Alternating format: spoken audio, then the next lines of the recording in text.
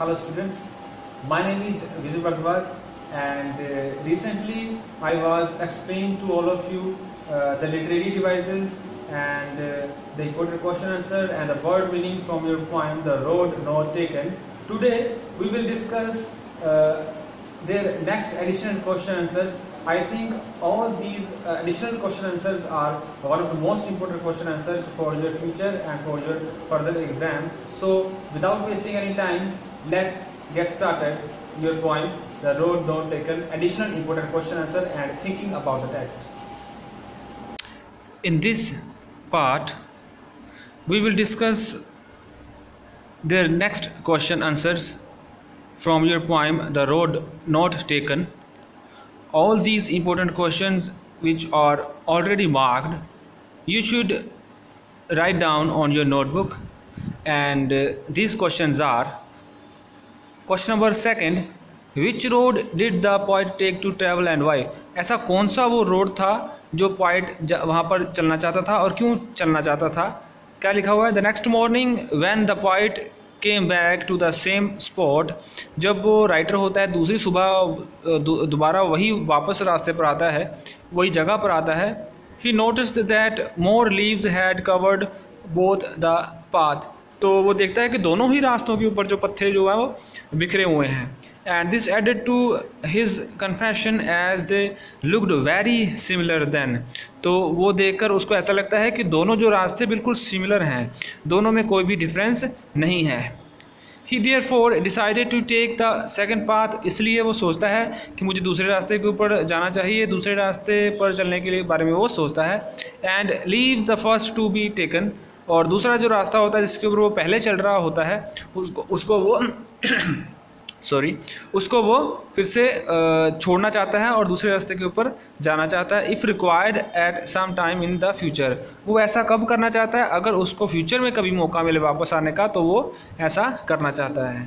Third question देखिए, what is the significance of the two road in the poem? Significance क्या दिया हुआ है? दोनों जो रोड हैं क्या जो सिम्बलाइज वो करते हैं रोड्स? द रोड आंसर में लिखा हुआ है the road symbolises the diverse and confusing situation. जो रोड हैं वो क्या सिम्बलाइज करते हैं? बहुत ही कन्फ्यूजिंग सिचुएशन जो है वो क्या करते हैं? सिम्बलाइज करते हैं, बताते हैं. जैसे इंसान की लाइफ में भी बहुत सारे रास्ते आते हैं, तो हमारे ऊपर डिपेंड होता है कि हमें जो कौन सा रास्ता वो चूज़ करना है. उसी तरह से रोड बहुत सारे रास्तों को सिम्बलाइज कर रहा है. We have to confirm during our journey of life, और हमें जो है अपनी लाइफ ज़िंदगी की जो यात्रा है उसको हमें खुद ही जज करना होता है कि हमें कौन सा रास्ता चूज़ करना है या कहाँ पर हमें पहुँचना है, कहाँ हमें जाना है. The narrator chose the path that was grassy and wanted wear. Wanted wear भी वही होता है कि जिसके ऊपर कोई भी चला ना हो. तो जो नरेटर होता है, जो राइटर है जिसने ये पोएम लिखी है, जो पोइट है, वो बता रहा है कि नरेटर वही होता है कि जो बता रहा होता है. तो वो कौन सा रास्ता चूज़ करता है? वो ग्रासी रास्ता, वांटेड वेयर, और जहाँ पर थोड़ी थोड़ी घास उगी हुई होती है और वहाँ पर कोई भी आदमी नहीं चला हुआ, तो वहाँ वो रास्ता जो है अपने लिए वो पसंद करता है. Perhaps because he did not want to follow the crowd and wanted to do something unique with his life. क्यों? क्योंकि उसको पता है कि इस रास्ते के ऊपर जब वो ज़्यादा भीड़ जाए, ज़्यादा लोग इस रास्ते के ऊपर नहीं गए हुए, इसलिए वो क्या चूज़ करता है? कुछ यूनिक चूज़ करता है, जो दूसरों से कुछ अलग ज़िंदगी में करने की कोशिश करता है. तो वही रास्ता जो क्या करता है? सिम्बलाइज करता है. फोर्थ क्वेश्चन देखिए, do you feel the poet was happy with his decision in the choice of road to be taken? जो रास्ता वो पसंद कर लेता है, क्या जो पोइट है, कवि है, वो अपने इस डिसीजन से खुश होता है या नहीं होता?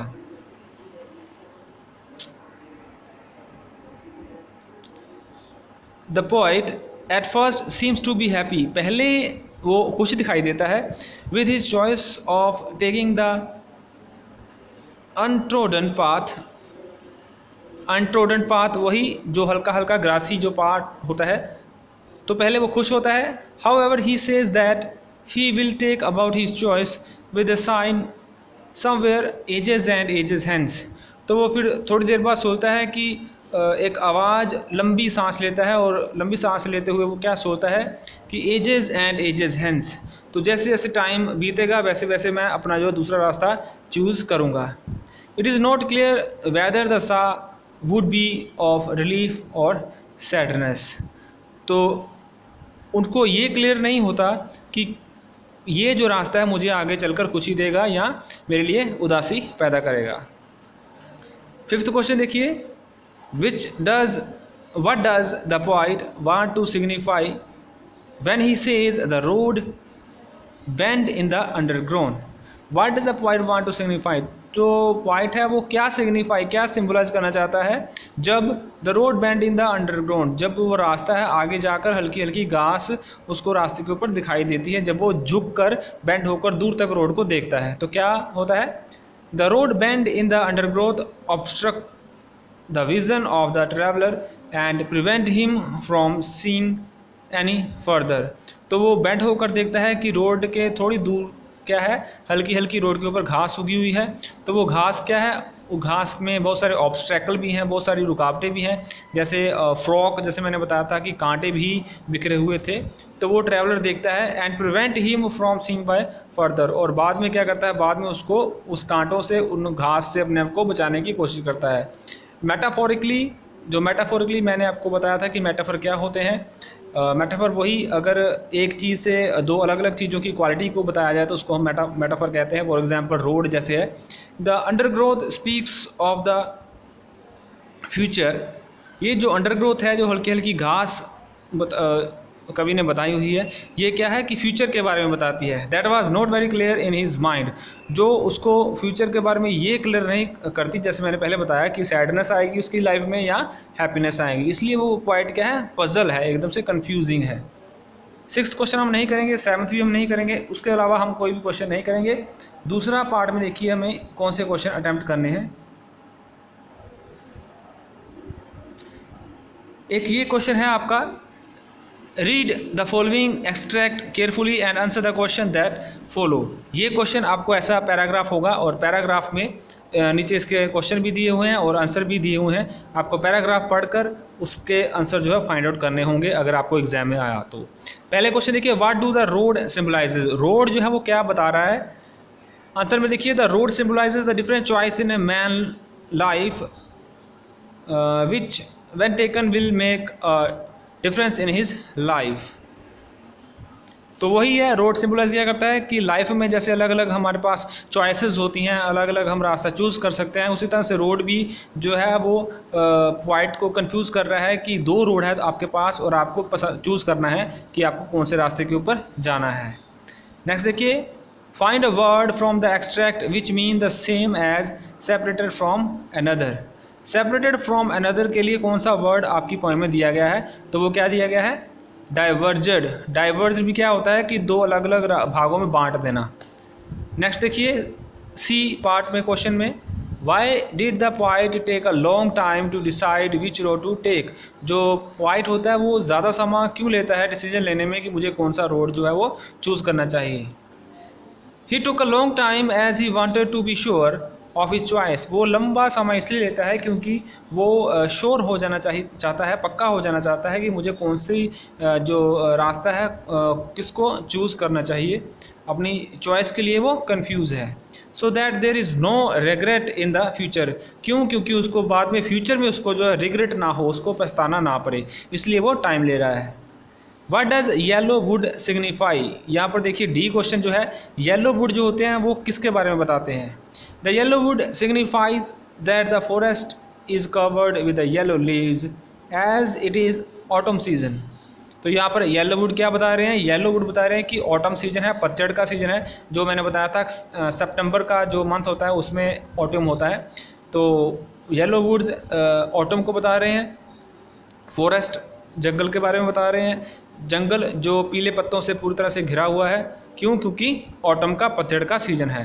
However metaphorically it means the season of his life in which he made his decision.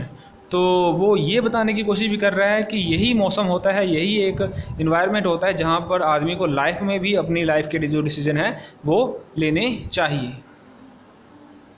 तो ये आपका एक क्वेश्चन है। उसके बाद देखिए नेक्स्ट क्वेश्चन, देखिए ये दो क्वेश्चन हम करेंगे। थिंकिंग अबाउट द पोएम में से, where does the traveller find himself. What problem does he face, जो पोइट है अपने आप को कहाँ पर देखता है, कहाँ पर वो खड़ा होता है और क्या उसको प्रॉब्लम जो है वो फेस करनी पड़ती है। The traveller finds himself in the yellow woods at a point where the road forks into the forest. तो ट्रैवलर जो होता है, जो पोइट होता है, ट्रैवलर कौन है, वो पोइट ही है। और जो ट्रैवलर को क्या कहाँ पर होता है, वो ऐसी जगह पर खड़ा होता है, वो जंगल में जाता है और जंगल में ऐसी जगह पर खड़ा होता है, ऐसे पॉइंट पर खड़ा होता है जहाँ पर क्या है, एक रोड है और रोड पर क्या है, कांटे बिखरे हुए हैं इन द फॉरेस्ट, जंगल में। He is unable to decide which road to take to continue his journey. तो वो अनेबल है, डिसीजन लेने में वो एबल नहीं है, तो वो कंफ्यूज हो रहा है और वहाँ पर वो खड़ा सोच रहा है और टाइम ले रहा है। Take to continue his journey, अपनी लाइफ को जर्नी जो है वो आगे बढ़ाने के लिए, रोड में से कोई एक रास्ता चूज़ करने के लिए, उस जर्नी के ऊपर चलने के लिए, ट्रैवल करने के लिए वो टाइम ले रहा है। क्यों? क्योंकि वो कंफ्यूज हो गया। उसी तरह से हम भी लाइफ में कभी कभी कंफ्यूज हो जाते हैं, तो हमें कंफ्यूज नहीं होना चाहिए, हमेशा ही जो है वो फेयर पाथ, जो अच्छाई की तरफ रास्ता चलता हो, उसके ऊपर ही चलना चाहिए। Since it is not possible to take both the road at the same time, और साथ ही साथ ये भी सोच रहा है कि मैं जो है वो एक ही समय पर दो रास्तों के ऊपर नहीं चल सकते। और लाइफ में भी इसी तरह से होता है कि हमें कोई एक गोल लेकर ही आगे बढ़ना होता है। अगर हम 2 गोल या 3 गोल अपने दिमाग में रखेंगे तो लाइफ में हम किसी भी फील्ड में सक्सेसफुल नहीं हो पाएंगे। सेकंड देखिए, discuss what these phrases mean to you. Phrases मैंने आपको बताया था कि फ्रेजेस में कोई भी सब्जेक्ट नहीं होता और उसको हम फ्रेजेस बोलते हैं। सेंटेंस का छोटा सा हिस्सा होता है, पार्ट होता है, उसको हम फ्रेज बोलते हैं। पूरा प्रॉपर सेंटेंस वो नहीं होता, तो उसको हम क्या बोलते हैं, फ्रेज। तो फर्स्ट देखिए, येलो वुड। येलो वुड जो है वो किसके बारे में बता रहा है? Yellow wood, the yellow wood symbolizes the autumn season which is synonyms to old age. The point may be referred to the middle ages of life. तो यहाँ पर येलो वुड किसके बारे में बता रहे हैं? येलो वुड जो है एक तो एज के बारे में बता रहे हैं कि एज जो है वो ढलती रहती है। दूसरे किसके बारे में बता रहे हैं? ऑटम सीजन के बारे में बता रहे हैं, पतझड़ के बारे में बता रहे हैं। द पॉइंट में भी refer to the middle age of life. तो पॉइंट क्या है? जब मिडिल एज, ऑटम क्या होता है? ऑटम को उसने बताया हुआ कि जैसे आदमी की मिडिल एज आ जाती है जब, ठीक है, तो मिडिल एज इट मीन्स कि जब वो 40-45 साल का हो जाता है, तो उसको भी ऑटम सीजन के साथ कंपेयर किया गया है। It was grassy and wanted wear. Grassy and wanted wear क्या बताया गया है उसके बारे में? It means that the road was full of grass. Grassy it means कि रोड जो है वो सारा का सारा उसके ऊपर हल्की हल्की घास उगी हुई है। And had not been used by traveller, और जो यात्रियों के द्वारा उस रास्ते को इस्तेमाल नहीं किया गया। As it did not seem to be disturbed और क्रश्ड, इसीलिए वहाँ पर जो घास है, जो पत्ते हैं, वो अभी तक क्रश्ड नहीं हुए। नेक्स्ट देखिए, the passing there. The passing there क्या लिखा हुआ है? The road is frequented by traveller. The passing there क्या होता है? वही रोड के बारे में बताया गया है। जो रोड ज़्यादातर यात्रियों के द्वारा लिया जाता है उसको हम बोल देते हैं द पासिंग देयर, कि जैसे यहाँ से जाना है, पगडंडी जैसे हम बोल देते हैं। नेक्स्ट देखिए, leaves no step had trodden back. तो यहाँ पर देखिए, leaves no step had trodden back का क्या मीनिंग है, क्या सिंबलाइज करता है? The leaves did not seem to have been crushed. Trodden क्या होता है? वही पैरों के नीचे कुचल जाना, छोटे छोटे पत्ते, जो घास जो पैरों के नीचे आ जाती है तो वो क्रश हो जाती है, तो उसको ट्रोडन कहा गया है। Leave no step had trodden back. Leave did not seem to have been crushed. जो पत्ते हैं, जो घास है, वो पैरों के नीचे आकर क्रश नहीं हुई है।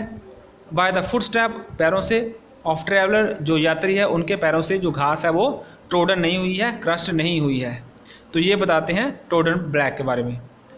ट्रोडन ब्लैक, वो जो पत्ते हैं वो काले नहीं हुए। हाउ, नेक्स्ट देखिए, how way leads on to way. इसका ये क्या सिंबलाइज करता है?